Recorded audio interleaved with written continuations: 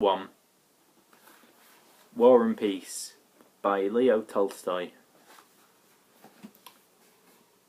Eh bien, mon prince, Jean et Luc ne sont plus que d'éponges des estates de la famille Bonaparte. Non, je vous préviens que si vous ne me dites pas que nous avons la guerre, si vous permettez encore de parler toutes les infamies, toutes les atrocités de cet antichrist, ma parole, j'y crois. Je ne vous connais pas. Vous n'êtes plus mon ami. Vous n'êtes plus mon faithful slave. Comme vous dites. Well, good evening, good evening. Je vois que je vous fais peur. Sit down and tell me about it. So spoke in July 1805 the renowned Anna Pavlovna Scherer, maid of honour and intimate of the Empress Maria Feodorovna? Maria Feodorovna. Feodorovna. Yeah, we'll go down. Greeting the important and high-ranking Prince Vasily, the first to arrive at her soiree. Anna Pavlovna had been coughing for several days.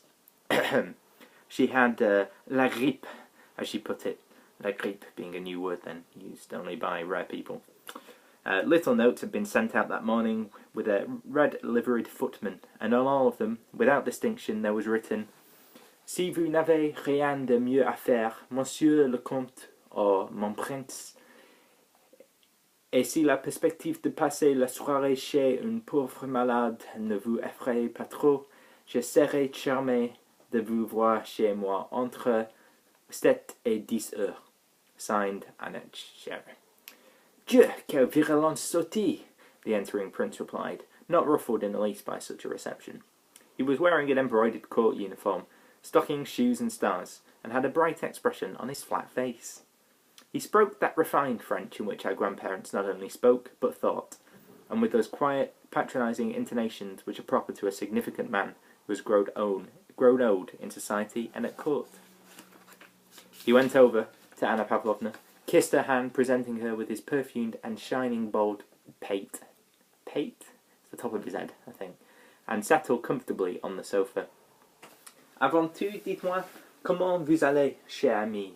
Set me at ease, he said, without changing his voice and in a tone in which, through propriety and sympathy, one could discern indifference and even mockery. How can one be well when one suffers morally? Is it possible to remain at ease in our time, if one has any feeling? Said Anna Pavlovna. You'll stay the whole evening, I hope. And the fete at the British ambassador's. Today is Wednesday. I must put in an appearance, said the prince. My daughter will come to fetch me and take me there. I thought today's fete was cancelled. Je vous avoue que toutes ces fêtes et toutes ces feux d'artifice commencent à devenir insipides. If they had known that you had wished it, the fete would have been cancelled, said the prince, uttering out of habit, like a wound-up clock, things that he did not even wish people to believe. Sorry about the voices here. It's got like 1,000 people in it, so there's no way I'm going to be able to do all the voices. Ne me tourmentez pas. Eh bien, qu'a-t-on décidé par rapport à la dépêche de Novosilosov?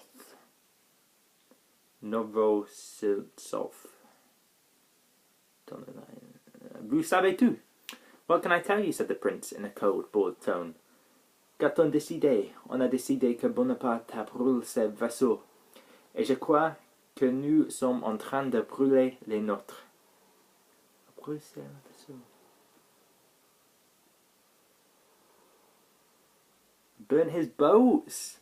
A brûler ses vaisseaux means burnt his boats. I thought it meant he'd done the washing up, but that's faire la vaisselle. Prince Vasily always spoke lazily, the way an actor speaks an ode role in an ode play. Anna Pavlovna Scherer, on the contrary, despite her 40 years, was brimming with animation and impulses.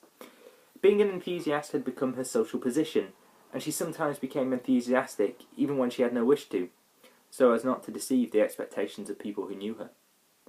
The restrained smile that constantly played on Anna Pavlovna's face, though it did not suit her outworn features, expressed, as it does in spoiled children, a constant awareness of her dear shortcoming, which she did not wish, could not, and had no need to correct. In the midst of a conversation about political doings, Anna Pavlovna waxed vehement. "Ah, don't speak to me of Austria. Maybe I don't understand anything, but Austria does not want and has never wanted war. She's betraying us. Russia alone must be the saviour of Europe. Our benefactor knows his lofty calling and will be faithful to it. It's the one thing I trust in. One kind and wonderful sovereign is faced with the greatest role in the world, and he is so virtuous and good that God will not abandon him, and he will fulfil his calling to crush the hydra of revolution, which has now become still more terrible in the person of this murderer and villain. We alone must redeem the blood of the righteous one. In whom can we trust, I ask you?" No one speaks like this. Is this... Yeah, she's saying all this. "England, with her commercial spirit, will not and cannot understand all the loftiness of the Emperor Alexander's soul. She refused to evacuate Malta. She wants to see. She searches for ulterior motives in our act." What did you say to Novostilov? Nothing. They could not understand the self-denial of our Emperor, who wants nothing for himself, and everything for the good of the world. And what have they promised? Nothing. And what did they promise? Pardon me. And what did they promise will not be done. Prussia has already declared that Bonaparte is invincible, and that all Europe can do nothing against him. And I don't believe a single word of Hardenberg or Haugwitz. Okay. There's footnotes to this book, and I'm not sure if I should read them, because it does give us a bit of background. So who's this guy?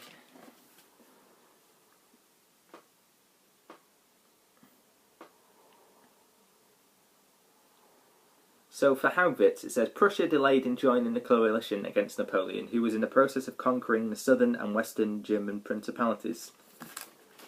In 1805, Alexander I, sending Russian troops to Austria, ordered them to cross Prussian territory without permission and to act against the Prussian army in case of resistance. In 1805, Hardenberg was the Prussian Minister of Foreign Affairs and Haugwitz was a Prussian diplomat. Okay. Cette fameuse neutralisée prussienne, ce n'est qu'un piège. I trust only in God and in the lofty destiny of our dear Emperor. He will save Europe. She suddenly stopped with a mocking smile at her own vehemence. I think, the prince said, smiling, that if they sent you instead of our dear Wintzingerode, they would make the Prussian king's consent by storm. You're so eloquent. Will you give me tea?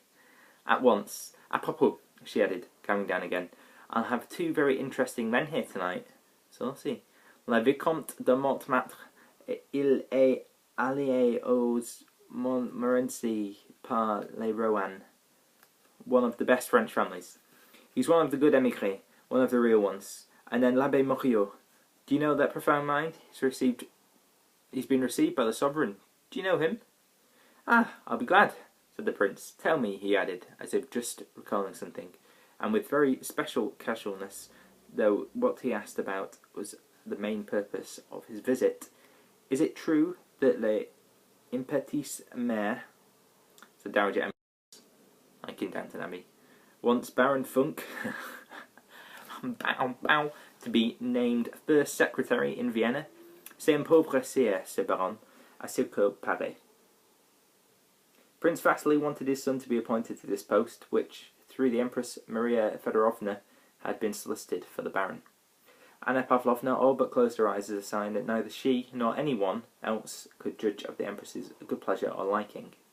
Monsieur le Baron de Funk a été recommandé à l'impératrice mais par sa sœur, she merely said in a sad, dry tone.